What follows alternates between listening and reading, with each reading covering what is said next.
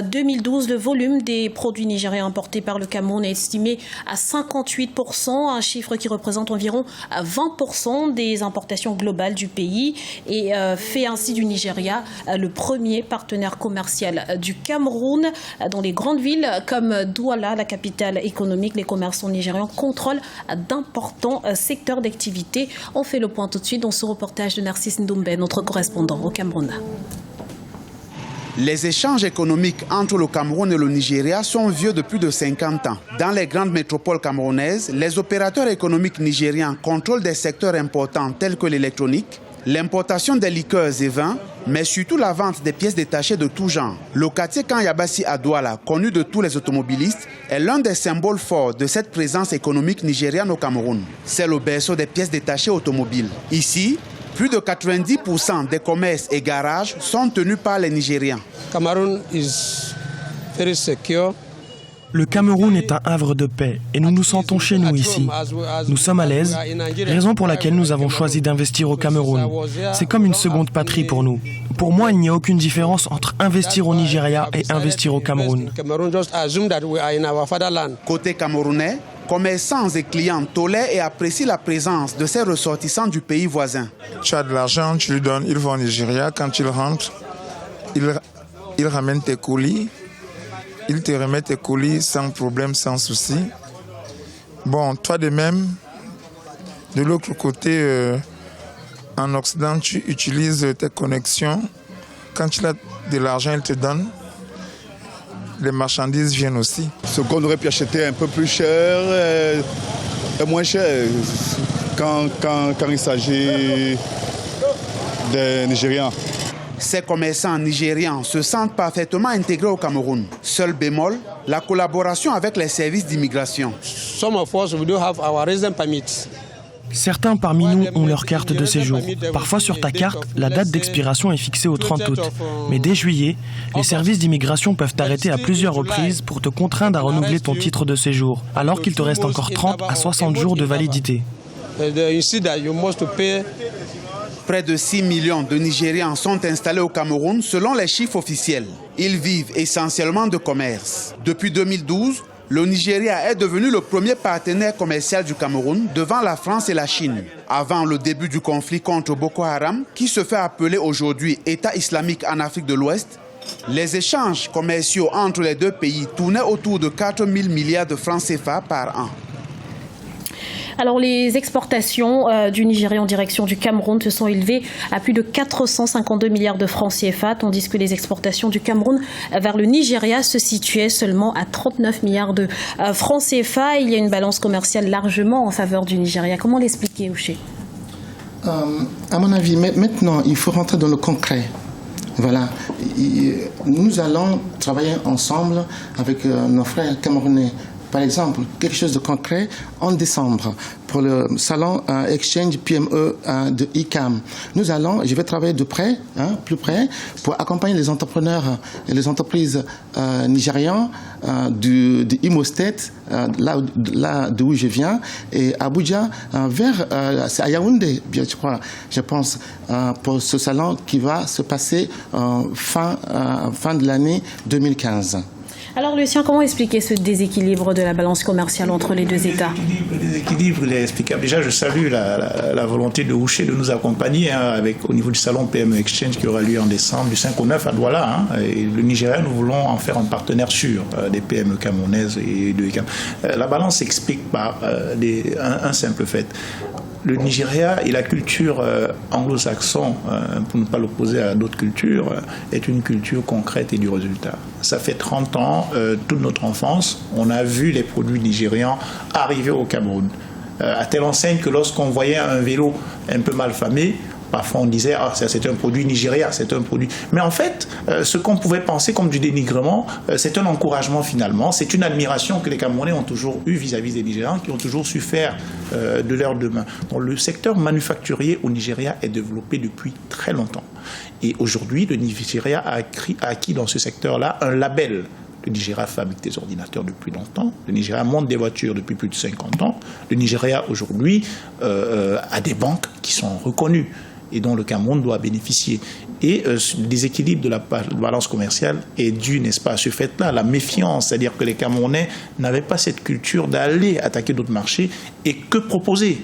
Pendant longtemps, le Cameroun a essentiellement vendu des produits de première nécessité, des denrées en fait, des produits de première nécessité, des produits alimentaires, et a vécu du pétrole longtemps. Aujourd'hui, on encourage les Camerounais à se lancer dans la transformation.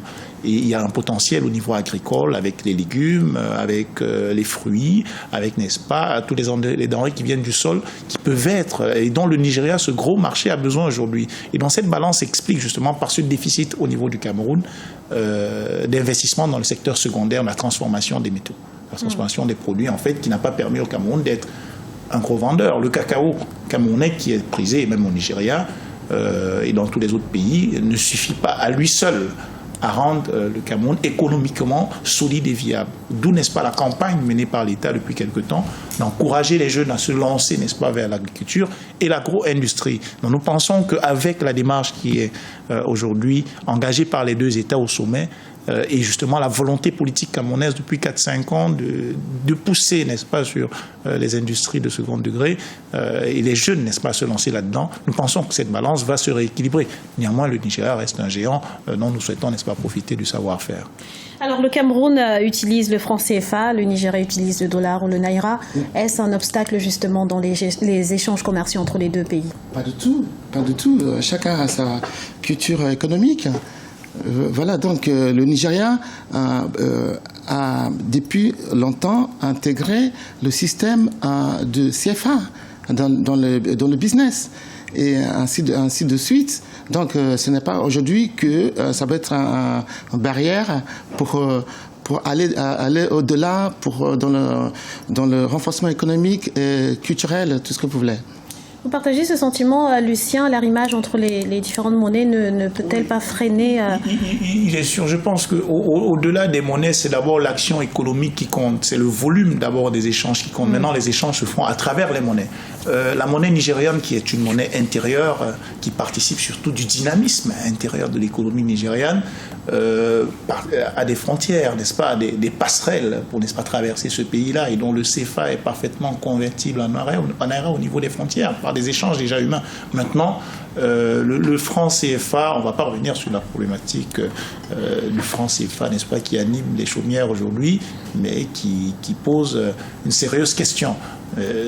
Ça ne pose pas de barrière aujourd'hui, mais c'est sûr qu'une monnaie commune sous-régionale, qui n'est pas une utopie, qui est un rêve et qui peut devenir une ambition, serait idoine pour la poursuite des échanges au-delà du Nigeria dans la sous-région. Alors, quelle perspective dans les relations économiques entre les deux pays à une échelle plus globale? Vous avez parlé de votre initiative, Oshé, mais qu'est-ce qui peut être fait au niveau des gouvernements pour renforcer davantage la coopération économique entre le Cameroun et le Nigeria? D'abord, à savoir que les entrepreneurs nigériens sont déjà un pire sur le Cameroun, notamment le Dangote qui a une symétrie à Yaoundé, et il y a un autre qui est prononcé à Douala d'abord, et un autre qui est prononcé à Yaoundé.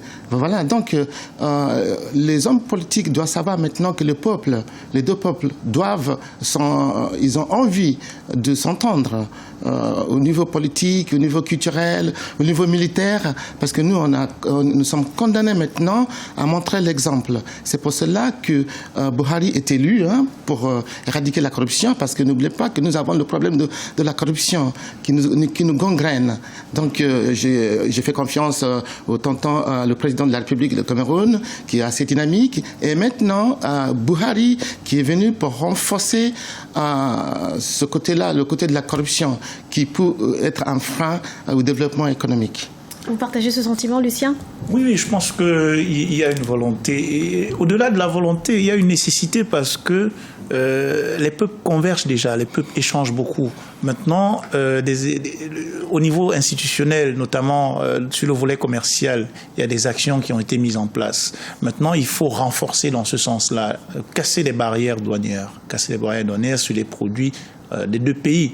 Même si on ne les casse pas, il faut savoir que les produits nigériens ils rentrent au Cameroun, quelle que soit la méthode. Donc, il faut juguler tout cela, il faut casser les barrières douanières, il faut renforcer la coopération entre les organisations de PM, les organisations patronales. C'est ce que nous faisons aujourd'hui, notamment avec le salon PME Exchange qui va intervenir en fin d'année. À savoir que permettre aux acteurs de se rencontrer, de se parler. Il faudrait que l'État camerounais puisse suivre les mouvements patronaux dans leur volonté d'aller au Nigeria investir, encourager ainsi les acteurs à commercer davantage.